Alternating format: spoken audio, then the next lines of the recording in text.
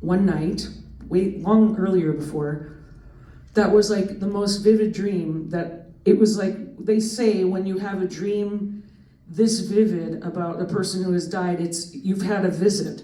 And it was like that. And it was like, the dream was, I was in a van with a band in California, and and don't ask me how I know this, because I don't believe I'd ever been to San Francisco before. I remember one of the streets.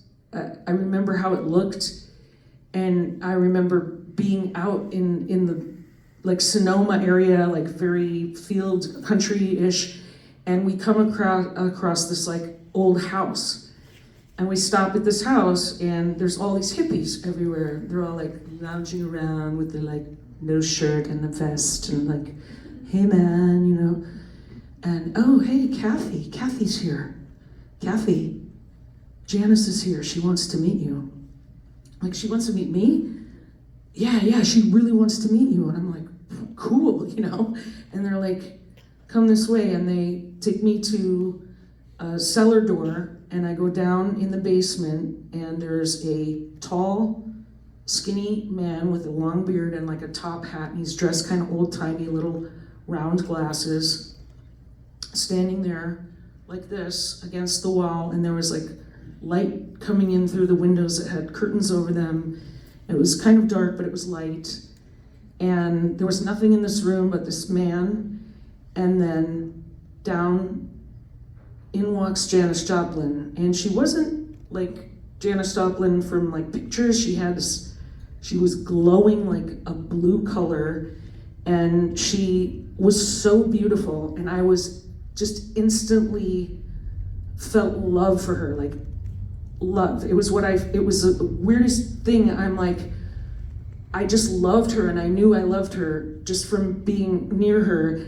And we talked for a while, and she said, I have to go. And I was like, no, please don't go. I was just so drawn to her. I just wanted her to stay. And she said, I have to go, but first I have to show you something. And she pulled out this like velvet thing, and there was needles inside, and she shot up in front of me. She like did the whole thing, and she said, never forget that there's a dark side, and she left. So I'm now, fast forward how many months later, I'm laying in bed, and I remembered the dream, and I right now, chills, tears in my eyes, exactly how I felt. I said, holy shit, she picked me, you know? And I really felt like she chose me to do it. And I knew then I had to do it. And there was nothing that could change my mind. And I said, yes, I'll do it. And completely changed my life. I mean, I'm so glad that happened, because from Janis, it took me to San Francisco, where I met my wife. And I met Jefferson Starship, and I have 2 kids now, and I've been in Jefferson Starship for 17 years, and it's taken me all over the world. I've played in stadiums. I've played for 100,000 people, 15, 10,000, 100, you know, it's like I've been through the whole thing with it, and wrote a song with Grace Slick that was on our last album, and we're writing some more coming up for the next album, and it's just what a trip. And it all goes back to Janis, which is really weird because it all goes back to David Freiberg, who's in Jefferson Starship. When he was, how old is he now? He's 86. Yeah. Okay, so when he was in his 20s, 30s, whatever, he went down to Mexico to be a folk singer and bring the music to the people. And, you know, if I had a hammer and all that stuff. And they didn't speak any Spanish, but they got hired for a gig, and they were so excited, and they get to the gig, and they're playing their songs, and, you know, the cops come in, and it turns out it was a communist rally, but they had no idea because they didn't speak Spanish. And they got arrested. And these 3 American kids, and they threw them in jail. They didn't know what they did. They didn't know why. They couldn't communicate. And one of the one of the girls was like, her father was Lyndon Johnson's assistant or something. Somehow they were connected with somebody in the government, and they came in their cell one day and they took them out, they put them on a plane and they sent them to Texas. And they got off the plane in Texas, and they were from San Francisco. They hitchhiked to UT, they go in the Folk Alliance, and they see this girl in there. What good can drinking do? And she's just like, her voice is so scratchy. It wasn't that low, she had a higher voice. But like, she sounded like the record. She sounded like the needle and the dust in the record. And she was so amazing. And they said, you should come to San Francisco. You know, there's a scene happening out there. Come on out, you can crash on my couch. David says to her, and she did. She came out, lived on his couch, and I think she came with Chet Helms, who I later recognized was the tall man in the dream. It was Chet Helms. Anyway, they went out there. He started the Family Dog and the Avalon Ballroom. She ended up with Big Brother and the Holding Company, and it was David who said, come there and crash on my couch, and she became Janis Joplin, you know. So it's really wild knowing that connection is so, and then the connection that David and I have is so strong, you know. It's faded. It's pretty wild. I think we might have to sing a Janis tune. All right. Whatever you're feeling like. If I didn't have to pee so bad, I would do Ball and Chain, but I might. Oh wait, you gotta pee. Wait. Pee and come back. Should we take a little pee break? No, we're not doing that. Are you sure? We don't want to. Where are we for time? We've got momentum. It's 10:07. We have about 15 minutes left. If you A pee break right now would be really anticlimactic. The time goes so quickly, it's crazy. But see, I'm thinking, what if no one stops her or talks to her and lets Cathy just go and pee and come right back? Yeah. Then we can just end with, a block of... I just saw someone just walked in. Yeah, it's all right. Fine, you want to hear it? Fine. If I pee in my pants, so be it, guys.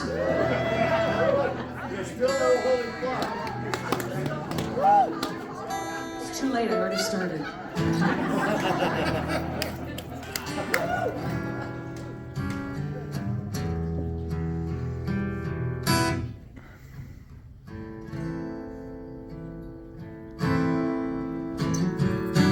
Can you put some haunting reverb on me and my guitar, please?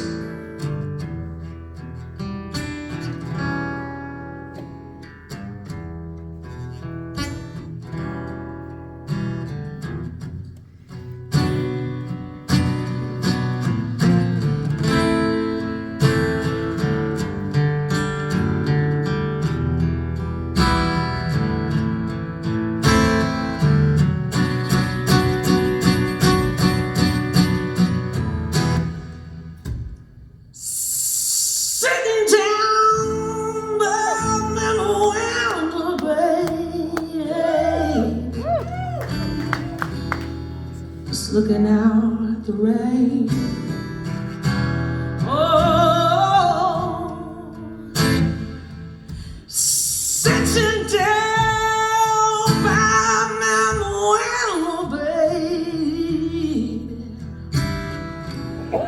Just looking out at the rain.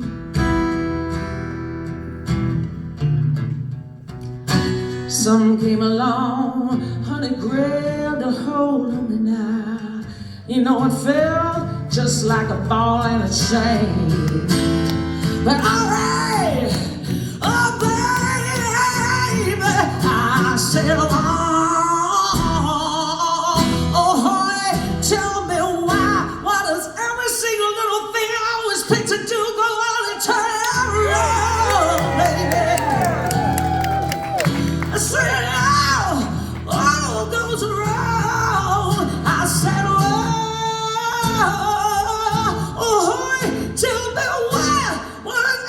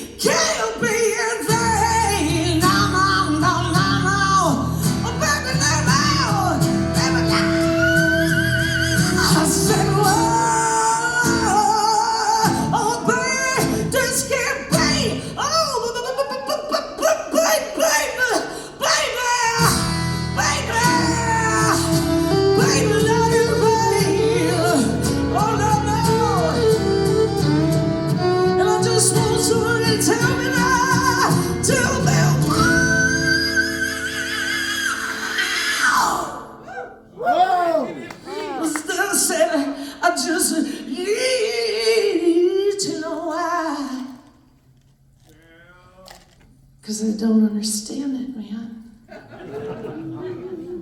Why is half the world crying and the other half of the world is crying too, man? Well, we're all crying. Yeah, man, that's right. We're all crying, man. Whoa, cry. All right, get him another drink, everybody.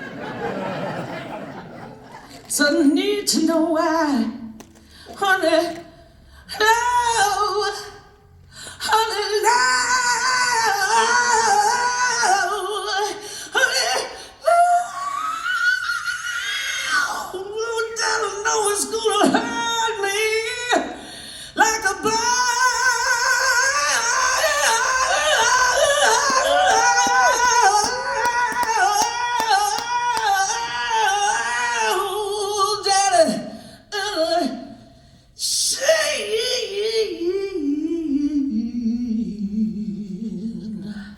Oh my God.